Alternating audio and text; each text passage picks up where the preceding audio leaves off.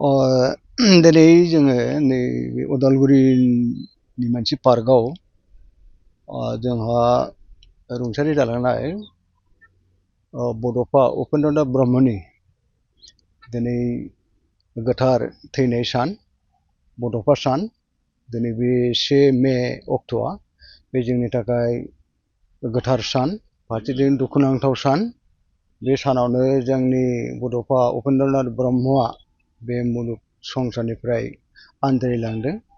बिथाङा जोंनि बड'लेण्ड हादोर सोरजिनायनि जि सोमावसारनाय बे सोमावसारनायखौ दैदेनदोंमोन 1987 निफ्राय जागायनानै 1993 सिमहालागै बड'लेण्ड BSC एकर्ड जाजासिम जोंनि सोमावसारनाया सोलिबाय थादोंमोन।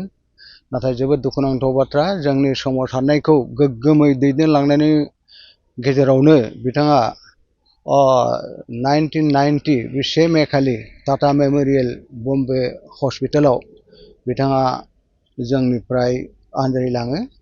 जोंनि बर' हारिखौ जोबोद दुखुआव खोख्लैयो, खैफोदाव गोग्लैयो।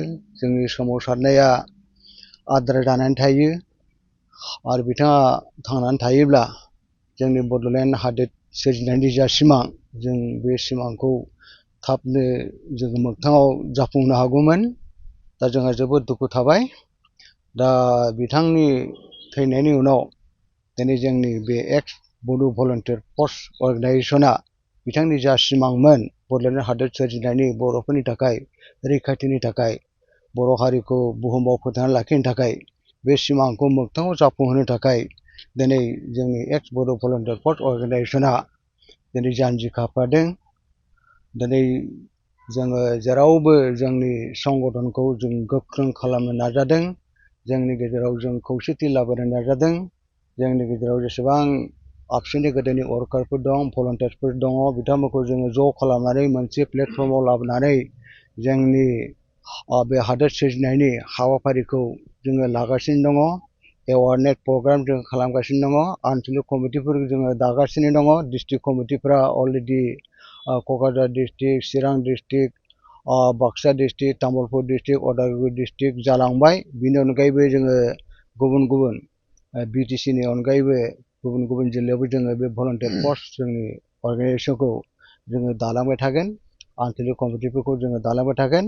बेनि उनावहाय जोङो कनभेनसन लागोन जिल्ला जिल्ला आरो बे कनभेनसनाव जोङो गोबां जोंनि माखासे संगठनफोर जाय संगठनफ्रा बड'लेण्ड हादोर सोरजिनो थाखाय नांथाबगासिनो दङ बिथांमोनखौ लाफानानै आरो गोबां जोंनि गेजेराव जायफोर गोरों गोरा दङ, इन्टेलेक्सुयेलफोर दङ बिथांखौबो लानानै जोङो बे कनभेनसनाव जोङो सावरायगोन।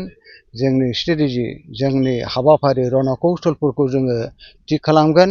बेनि उनाव जोङो सेन्ट्रेल गभर्नमेन्टखौ जोङो लोगो हमहैगोन। फैगौ अक्ट'बर नभेम्बर दानहालागै।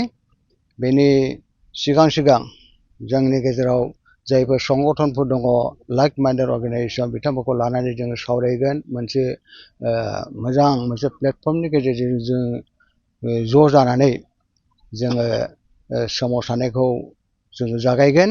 सेन्ट्रेल गभर्नमेन्टखौ जोङो एप्राइज खालामहैगोन। बिनि सोमोन्दै जोङो बड'लेण्ड हादोरखौ जोंनो नांथारगौ, बेखौ नङाबा जाया। खारन 1987 निफ्राय आरम्भ खालामनानै जोङो जेसेबां जों आन्दलन खालामदोंमोन बे आन्दलनाव जोंहा भलन्टियार्सफोर, आबसुनि वर्कारफोर बा सापर्टारफोर बर' हारिनिफ्राय मुंख्लं जालांबाय, जिउ बावलांबाय, गोबां दुखु खस्थ' सहायनांबाय, जेल जानांदों, आइजोफोर जिनाहारि जादों।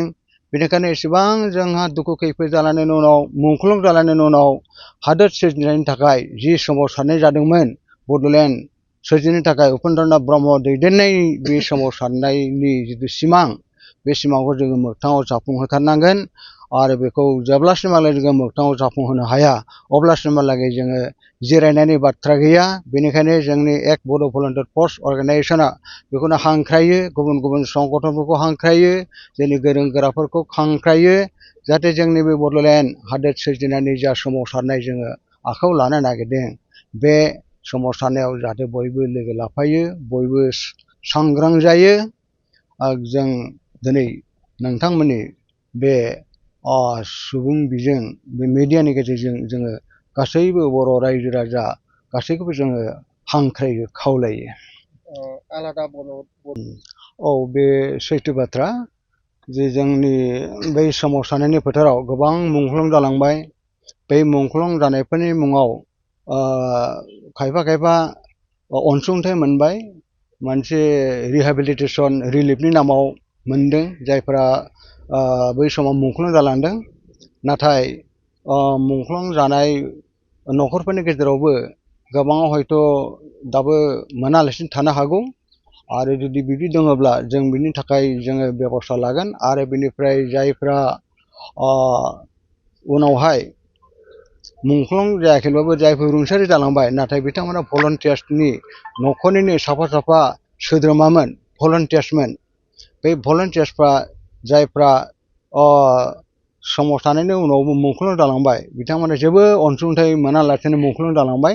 जों बिथांमोननि थाखायबो जोङो बेबस्था लादों, जोङो थांखि लादों एक बड' भलन्टियार फर्सआ जे बिथांमोननि मुंनि मोनसे लिस्ट जोङो बानायगासिनो दङ।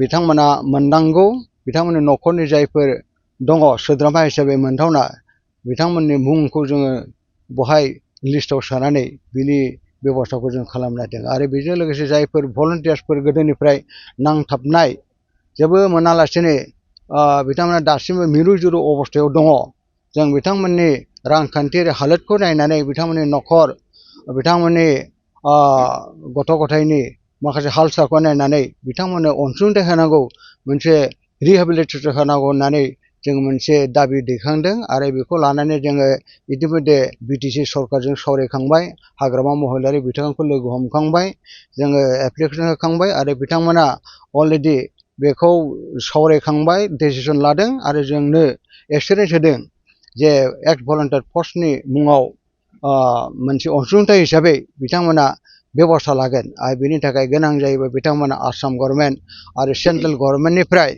मोजां मोनसे पेकेज लाबोनानै मोनसे रांनि बेबस्था खालामनानै बै अनसुंथाइनि बेबस्थाखौ बिथांमोना खालामगोन होननानै अलरेडि बिथांमोना जोंनो मिथिहोदों, बिथांमोना कमिटमेन्ट होदों। बेनिखायनो जों मिजिं खालामदों जे बावैसो दा बे इलेक्सननि रिजाल्टनि उनावनो बिनि बागै बिटिसि सरकारा बेबस्था लागोन होननानै जों मिजिं खालामदों।